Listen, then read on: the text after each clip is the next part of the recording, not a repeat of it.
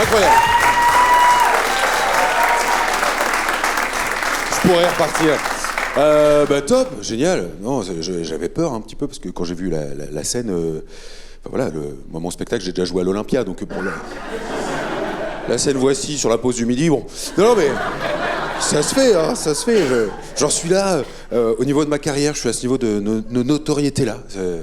C'est pas un niveau ouf. Moi, souvent, on m'appelle par le nom de l'émission que j'ai fait.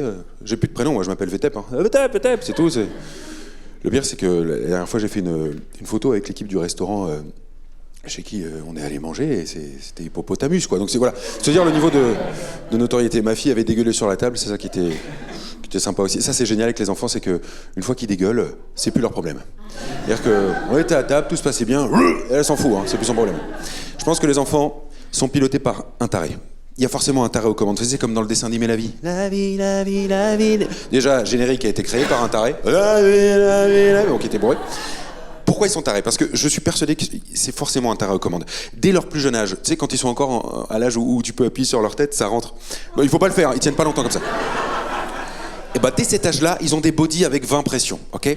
Tu changes le gamin. Donc t'enlèves le premier body, il se passe déjà une demi-heure. T'enlèves la couche qui pèse plus lourd que l'enfant, tu la jettes, tu nettoies, tu mets une autre couche, tu mets le nouveau body. 15e pression, l'enfant te regarde. 16e pression, il te sourit. 17e pression, il tourne la tête. 18, il devient rouge. 19, il est violet. 20, il donne tout ce qu'il a. Il attend la 20e pression. Si ça, c'est pas être un taré.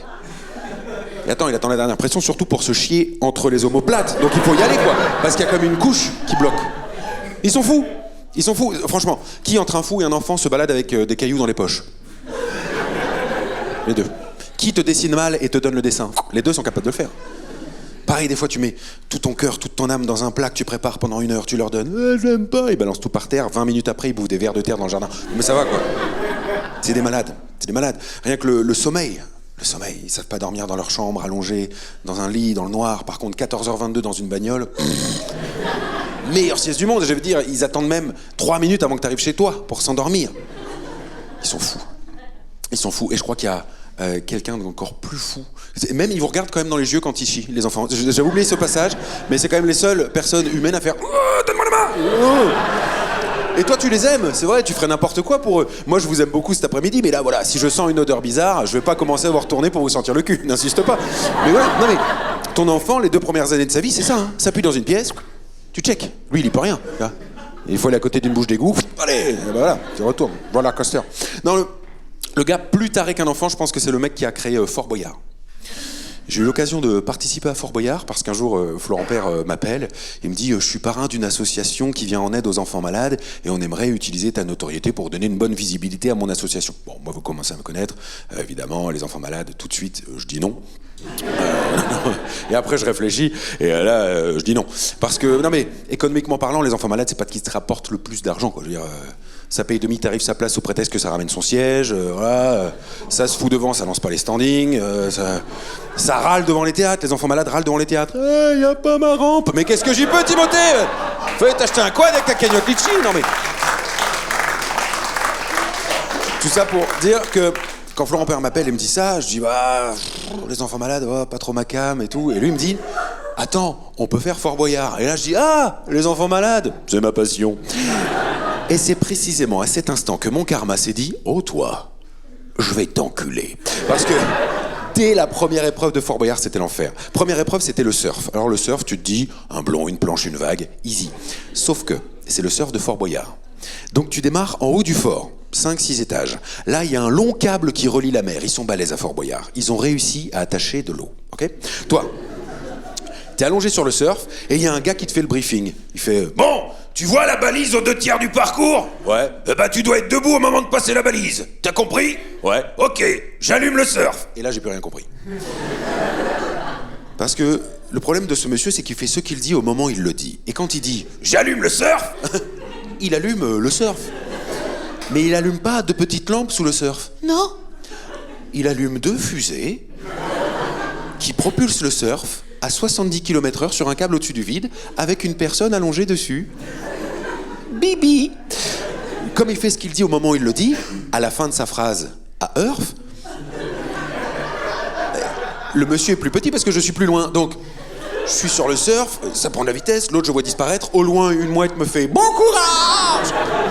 Je reste focus sur la mouette, mon centre de gravité le plus bas possible, mon poids vers l'arrière du surf, j'arrive au niveau de la balise, je lève les mains au-dessus de la balise pour réussir l'épreuve. J'arrive au niveau de l'eau, bam, check à la mouette, là sur le fort c'est l'effervescence, bravo, on a gagné la première clé, c'est génial pour les enfants, mais comment as-tu fait, surfeur d'argent, il est vraiment incroyable. J'aurais tellement aimé que ça se passe comme ça. En vrai, à partir du moment où je pose un orteil sur le surf, j'ai comme une petite voix dans ma tête qui me fait « Tu vas chier ». Et en effet, j'ai chu, quoi.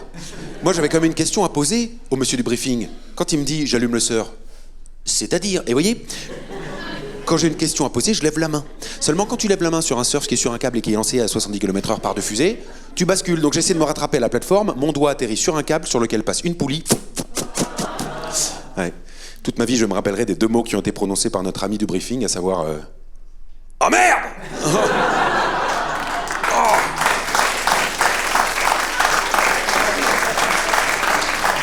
Ah bah, il a fait un kebab avec son doigt.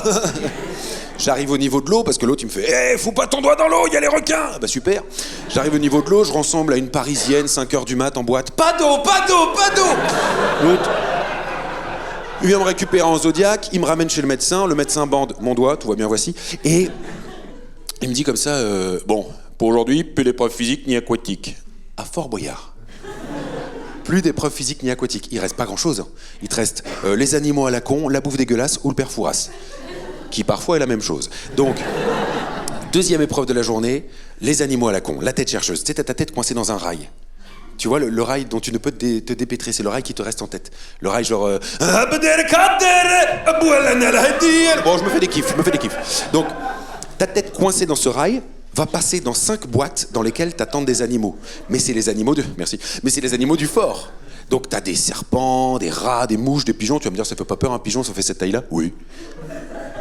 Sauf qu'à l'échelle de ta tête, ça te dépasse. Et le pigeon, c'est un animal extrêmement con, très confiant, très con. Parce que c'est un oiseau. Le sait-il?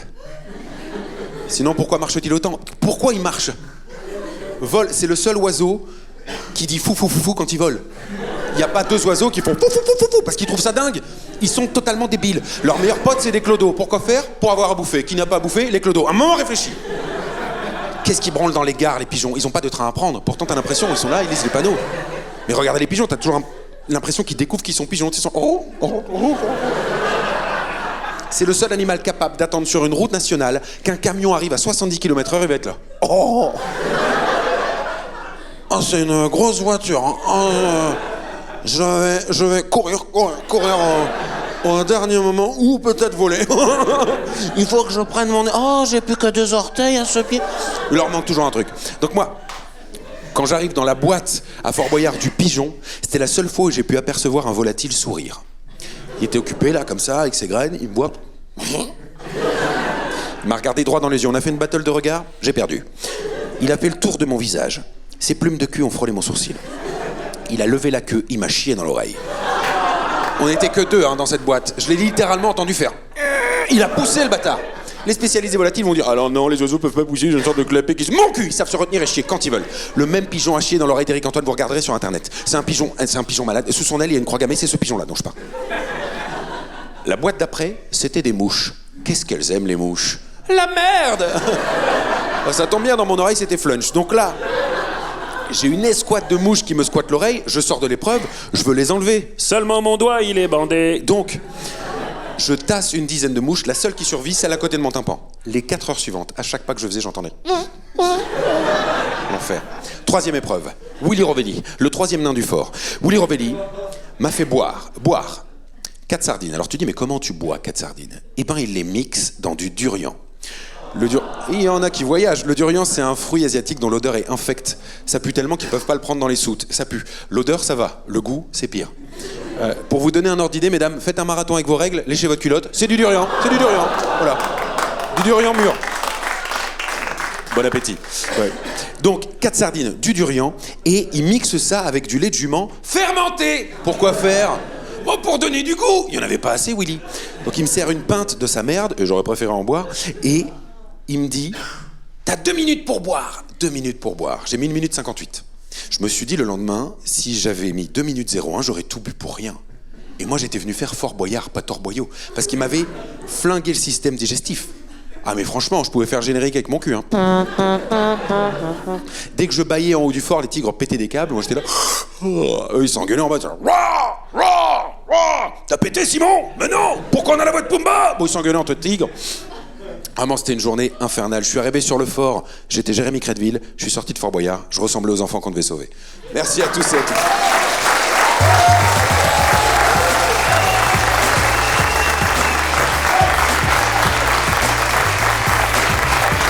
Merci beaucoup. Jérémy Crédville, mesdames et messieurs. Bravo. Alors, c'est pas l'Olympia, mais on a quand même une ambiance pas mal. Ah mais carrément, franchement, tu fais ça fois 10, bah t'as 10 Olympias en fait. Donc non, mais ça c'est... Où est-ce qu'on peut venir t'applaudir, rigoler avec toi? Un peu partout. En vrai, un peu partout en France, ou là où ça parle français. Si vous voulez être à Saint-Martin en mai, j'y vais. Donc voilà, si vous voulez venir, tant mieux. Mais sinon, la dernière de ce spectacle, ce sera le 29 août. Donc voilà, toutes les dates sont sur mon site internet, jeremycrédville.com ou un truc comme ça. Un truc comme ça. Eh bien, on viendra. Jérémy Crédville, mesdames et messieurs. Voilà.